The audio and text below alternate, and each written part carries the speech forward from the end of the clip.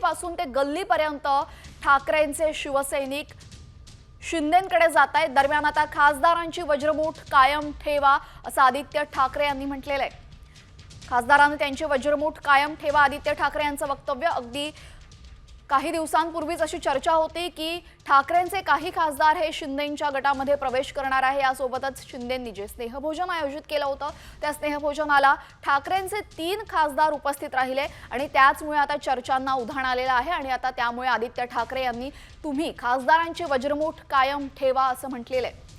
आदित्य ठाकरे यांनी खासदारांना या सूचना दिलेल्या असून आता नक्की ठाकरे गटातले किती खासदार शिंदे गटात जातात का हे पाहणं महत्त्वाचं ठरेल। गेल्या अनेक दिवसांपासून ऑपरेशन टायगरची जोरदार चर्चा राज्यभरामध्ये सुरू आहे।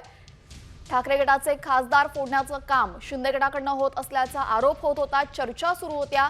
दरम्यान आता काही खासदार हे शिंदेंच्या स्नेहभोजनाला सुद्धा उपस्थित राहिले आणि त्यामुळे आता चर्चांना उधाण आलेले आहे। दरम्यान आता खासदारांना आदित्य ठाकरे यांनी सूचना दिलेल्या आहेत। खासदारांनी त्यांची वज्रमूठ कायम ठेवा असं आदित्य ठाकरे यांनी म्हटलेलं आहे।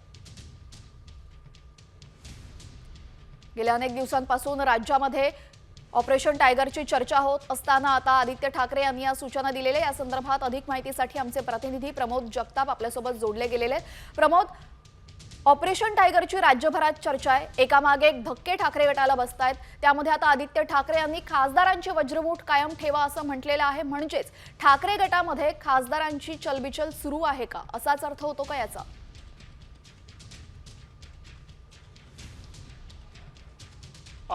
तेजल, निश्चितच ज्या पद्धतीने महाराष्ट्रामध्ये मागच्या काही दिवसांपासून चर्चा सुरू आहेत त्या चर्चा बघता आदित्य ठाकरे यांनी या खासदारांची सगळ्या खासदारांची घेतलेली भेट अत्यंत महत्त्वाची आहे असं म्हणावं लागेल। काही वेळापूर्वी साधारणतः 1 तास आदित्य ठाकरे आणि सगळे खासदार यांची भेट पार पडलेली आहे आणि त्या भेटीमध्ये त्यांनी स्पष्टपणे सांगितलेलं आहे की आपली वज्रमूठ जी आहे ती कायम ठेवा अशा पद्धतीचा सल्ला आदित्य ठाकरे यांनी खासदारांना दिलेला असतानाच सगळ्या खासदारांचं काही म्हणणं होतं ते म्हणणं देखील आदित्य ठाकरे यांनी ऐकून घेतलेलं आहे। सोबतच प्रत्येक खासदार म्हणजे साधारणतः 9 खासदार लोकसभेचे आहेत आणि 2 राज्यसभेचे खासदार आहेत। या सगळ्या खासदारांनी आपापसामध्ये संवाद ठेवावा अशा पद्धतीची देखील भूमिका आदित्य ठाकरे यांनी या सगळ्या खासदारांसमोर मांडलेली आहे। ज्या पद्धतीने मागच्या काही दिवसांपासून माध्यमामधनं ऑपरेशन टायगरच्या बातम्या येतात किंवा 2 दिवसांपूर्वी प्रतापराव जाधव यांच्याकडे जे स्नेहभोजन आयोजित होतं त्या स्नेहभोजनाला खासदारांनी लावलेली उपस्थिती, संजय दिना पाटील यांची त्या ठिकाणी झालेल्या पुरस्कार सोहळ्याला उपस्थिती, या पार्श्वभूमीवरती वेगवेगळ्या चर्चा सुरू होत्या आणि त्या चर्चेच्या पार्श्वभूमीवरती